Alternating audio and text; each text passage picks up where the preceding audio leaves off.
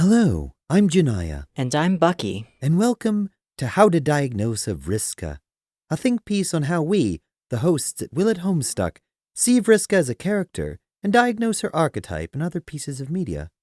I use she/her pronouns. And I use he, here, or they, them pronouns. Let's get started. Why is talking about Vriska important to you?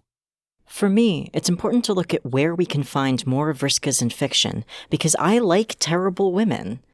Vriska is important because she's a dirty, nasty girl who is really trying hard to be a good person, or at the very least do what she believes is the right thing.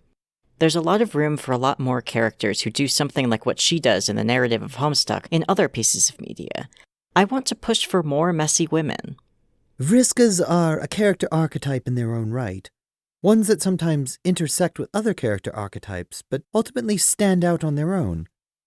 We can definitely look at the surface level stuff, the asymmetrical eyes and arms, and the general aesthetic, but we think there's more to it than that.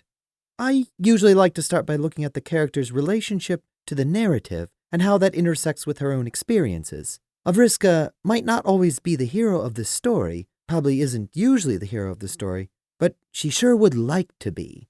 A character with a strong desire to be in the spotlight often has a good chance of being a contender for the role of the Vriska. But that's just one small part of the analysis. We here at the Vriska Analysis Department of Homestuck have developed a series of criteria to use to identify Vriskas in media. With that in mind, let's get into the meat of it. What are some important Vriska characteristics to you when looking to understand and diagnose a Vriska? An extremely important part of Vriska is her relationships. She is influenced heavily by her ancestor, Marquis Spinneret Mindfang, and by Doc Scratch, the Grand Host Bastard himself. She also has Tavros, who she feels tied to through her ancestor's matespritship, Eredin, who she engages in a relationship with out of duty towards her Lucis and a little through her ancestor's kismessitude as well, her ex-Moirel Kanaya, and Terezi, who she's partnered with and has a revenge cycle to be fulfilled with. Doc Scratch had his felty, gross little puppet hands all over the Scourge-Charge rivalry, encouraging Aradia to haunt Vriska and Vriska to get her revenge in turn. Terezi manipulates Scratch, who then uses Vriska as a weapon of his own revenge. Here we see one of our recurring Vriska points, that they are often influenced and groomed by a creepy older adult, usually a man, with his own goals for her growth. Vriska tries very hard to emulate Mindfang throughout her arc, pretty much right up until, and a bit after, she meets Arania in the Dream Bubbles. She finds the journal early, after it lands from a meteor, and uses it to locate her Flore Octet. This journal is what Vriska uses to guide her life for the next several sweeps. She strives to be as cool and strong and badass as Mindfang wrote herself to be, and models her Flarp character after this long-dead troll. Mindfang is pretty empowering to Vriska at the time, giving her a character to roleplay her confidence through.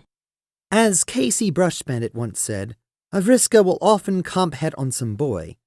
Honestly, I'm inclined to agree. Whatever the specific reason, the idea that you, as a girl, are required to have a relationship with a dude is often a smaller, but definitely important, aspect of the Vriska experience.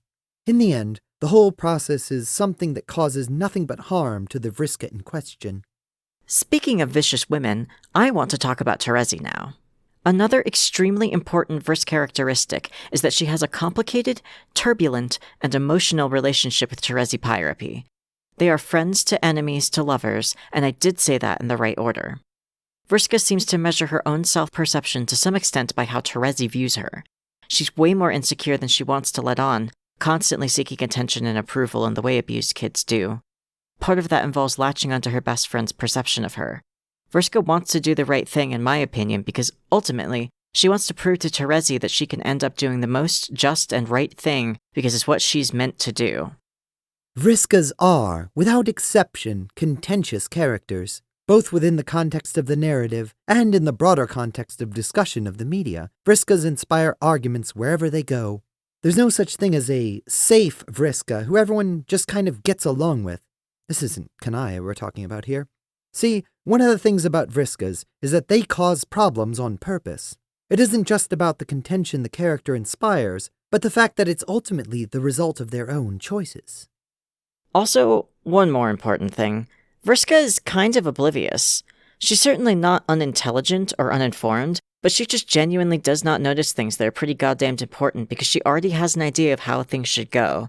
This ranges from thinking Kanaya had a crush on Tavros after the Peepa Pan incident went down, to not realizing your fairy dust trail will lead your biggest enemy back to your base to murder all of your friends. I love her. She's also an idiot. Shout out to Sin for that one. So, who are some of your favorite Vriskas in media?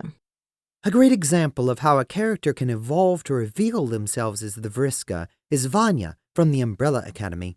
A character that starts off unassuming, with their role in the story obscured, gradually revealed to fit so many of our Vrisk characteristics. Vanya is a case study in how sometimes you can't just go with your gut and have to look at a character's arc over the course of the story and tease out the aspects of their character that truly make them the Vriska.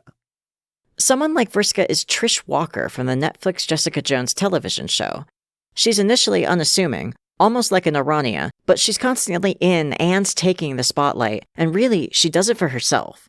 She's also pretty damn devoted to Jessica, doing practically anything for her.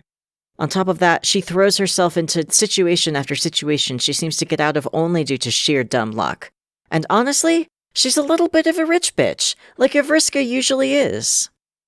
Probably my absolute favorite so far is Maeve from the Westworld TV show, constantly seeking to move herself into a position of knowledge and power to fulfill her own destiny.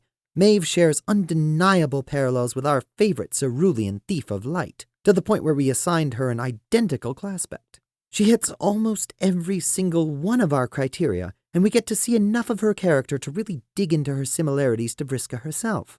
And unlike some characters, where we see only those surface-level similarities, we're shown a rich, internal characterization that allows us to analyze her on a deeper level. So, what does this all mean? We basically wanted to do two things. Summarize how we approach Vriska as a character, and contribute to the ongoing discussion of the importance of Vriska. Over the course of our podcast, we haven't identified a lot of female characters who fit into our idea of what a Vriska is. I got fed pretty well by the wildly varying types of women in Homestuck, and going anywhere else feels like a letdown almost every time. I want to keep pointing out who the Vriska is in the media we consume because I want to start noticing when more and more of them are women, and allowed to be messy. Vriska is a contentious character, and we're hoping that by breaking down how we identify a Vriska, we can add to the wider body of Vriska analysis, and maybe, someday, even see the creation of an entire field of Vriskology. A character that is surrounded by discourse because of all of the different ways her actions can be interpreted isn't an idea unfamiliar to fandoms, and we're hoping this dive into what this sort of character can be is useful to the larger discussion of contentious characters and messy women.